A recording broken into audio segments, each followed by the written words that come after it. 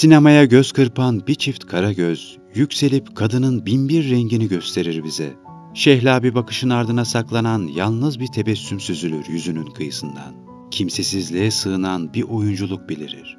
Kahkahan acıya, gözlerin sevdaya yenik düşer. Ve alkışlar bir ömür bekleyişin olur. Ülkü Ülker 3 Aralık 1950 tarihinde İstanbul'da doğar. İlkokul öğretmenliği yaparken Ses Dergisi'nin 1971 yılındaki yarışmasını kazanarak Genç Kızlar Pansiyonu'yla sanat hayatına başlar. Sinemanın yanı sıra Ergüder Yoldaş ve Reyman Eray'dan şan dersleri alarak 10 yıl şarkıcılık yapar. 45 yıllık sanat yaşamına 400'e yakın sinema filmi ve dizide rol sığdırır. Kadın karakter oyuncuları arasında en üretken isimler arasında yerini alır. Türk sinemasının her evresine, her tarihine tanık olan bir oyuncudur. Aynı zamanda dublaj sanatçılığı da yapar. Ülkü Ülker deli dolu halleriyle hafızamızda yer edinir. Yeşilçam'ı çamsız bırakmayıp çam hediye eden ve onunla zamanın gazetelerine poz veren eğlenceli bir kadındır o. Tiyatroya Kazım Eryüksel'in tiyatrosunda adım atan Ülkü Ülker'in baba diye hitap ettiği kocası Derya Öğe onun için 10 milyon yatırarak bir tiyatro açar ve Öğe Tiyatrosu yıllara meydan okuyan bir çınar gibi varlığını sürdürür. Çeşitli oyunlara sahne olur. Ülkü Ülker mutluluğunu bana bu tiyatro babamın yılbaşı hediyesi, İnşallah bütün arkadaşlarımın böyle babaları olur şeklinde ifade eder. Seslendirme sanatçıları Ayla Erseven, Sevda Doğan, Aysel Yıldırım ve İsmail Yüksel'le nostalji grubu kurarak bize trafik kurallarını ve trafik işaretlerini anlatır.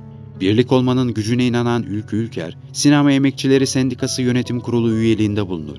Ülker aynı zamanda Ses1 üyeliği yaparak her zaman haklarını korumayı bilir. Usta oyuncuya 1973 yılında Adana Altın Koza Film Şenliği'nde en iyi yardımcı kadın oyuncu ödülünü getiren filmi Utanç'ta iki sevgiliyi oynayan Filiz Akın'la Kadir İnanır'ı buluşturur.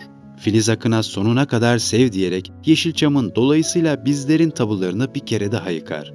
Bu film ayrıca Kadir İnanır'a Altın Koza'da en iyi erkek oyuncu ödülünü getirmiştir. Film bir tecavüz olayı nedeniyle hayatları alt üst olan iki gencin hikayesini konu edinir. Bahar bir fabrika işçisidir. Aynı fabrikada çalışan Kemal'le evlilik hazırlıkları yaparlar. Bahar'da gözü olan Ferit arkadaşlarıyla birlikte Kemal ve Bahar'a rahat vermez. Bir akşam Ferit Bahar'a tecavüz eder. Bahar yaşadıklarının utancıyla mahalleden kaçarak izini kaybettirir. Olan bitenden habersiz Bahar'ı arayan Kemal ise sonunda hiç ummadığı bir yerde Bahar'ı bulacaktır. İkimiz de yemişiz feleğin sillesini. Anlarım bu acıyı. Aynısı başımdan geçti çünkü. Seviyorum. Unutamıyorum. Unutamayacak seni. Çok seviyorum. Kadınların sinemadaki başkaldırışı olan Ülkü Ülker, 70'li yıllardan itibaren Türk sinemasının kadınını her haliyle temsil eder. Kahkahası bize Türk sinemasında kadının varlığını hatırlatır. Kadını ataerkil bir kalıptan kurtararak neşeli bir hayata adım attırır ve onu en güzel haliyle yaşatır. Her rolün altından kalkan oyunculuğuyla sinemada kadını devleştirir. Kadını bir aşk sembolü olmaktan kurtarır ve tüm duygusunu ekranda ifşa eder. Varlığı 80'ler sinemasına damga vurur. Oynadığı diğer filmlerse Çark, Alın Yazısı, Beyaz Kurt, Kadersizler, Kuma, Uygunsuzlar, Fahriye Abla, Güneş Doğarken, Anayurt Oteli, Güneş Yine Doğacak, Karılar Koğuşu, Benim Sinemalarım, Ağır Roman gibi filmlerdir. Ayol kırılmasın. Devlet malı, bir şey olmaz. İşte buna eflemeli Ayşe derler. Eskiden Hacı Abdullah'ın dostuydu. Ona benden daha çok verdiler. Benimki 15 sene, onunki 18 sene. Eyvah! Sizin ocağınızı söndürmüşler. Sinemada Kadir İnanır, Cüneyt Arkın, Kemal Sunal, Ayhan Işık, Filiz Akın, Fatma Girik gibi starların yanında adını var etmeyi hep başarır. Kendi oyunculuğunu yukarılara çıkarmayı hep bilmiştir. 70'e yakın dizide de rol alır. Bu dizi filmler Evimizin İnsanları, Gurbet Sancısı, Günaydın İstanbul Kardeş, Ateş Dansı, Şaşı Felek Çıkmazı, Deli Divane, Miras Yediler ve Hanımın Çiftliği dizileridir. Yaptığı seslendirmelerse Stepford Kadınları, Kadın Avcıları, Eve Dönüş, Pokemon, Gülen Adam, Babam İçin, Süperot gibi çeşitli dizi ve filmlerde dublaj sanatçılığı yapar. Halil Ergün ve Harika Avcı ile çevirdiği Yasemin filmiyle, Kadir İnanır ve Hale Soygazi ile oynadığı Bir Yudum Sevgi filmlerindeki rolleriyle oyunculuğunun doruk noktasına çıkar.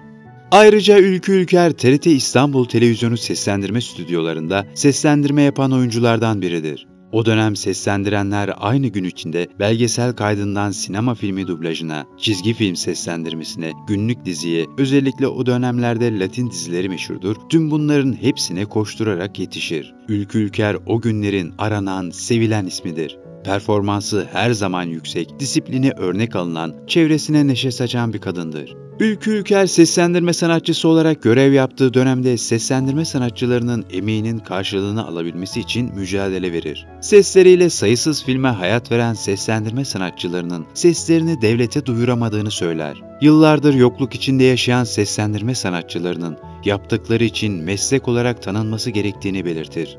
Yıllardır yaşadıkları eşitsizliklere işaret eder, ücretlerinin çok düşük olduğunu söyler. Ülkü Ülker bu konuda meslek odasının kurulmasının da bir ihtiyaç olduğunu belirtir. Aynı zamanda sesleriyle bile geçinemediklerini ve güvencelerinin olmadığını söyleyerek devletin kendilerini sanatçı değil, icracı olarak adlandırdığını, bundan dolayı odalaşma sürecinin zor olduğunu vurgular. Herkesin seslendirme yapmaya başladığını dile getiren Ülker, odanın kurulmasıyla bunun da önüne geçileceğini belirtmiştir. Ülkü Ülker, bugün sinema sanatçıları değil, mankenler dizilerde oynuyor. Rol hakimiyeti, jest, mimik ne kadar iyi olursa olsun, eğer vurgusuz ve kötü konuşuyorsanız iyi bir oyunculuktan bahsedemezsiniz. Bizler oyunu izlenebilir hale getiriyoruz der. İşte Ülker yaşamın bir kısmını da hem oyuncuların hem de seslendirme sanatçılarının haklarını alması için mücadele vermiştir. O dönem Ülkü Ülker'le çalışan arkadaşları onun için iyi bir gurme olduğunu söylerler. Ülker tencere tencere evinden zeytinyağlılar, börekler, mezeler, tatlılar getirir.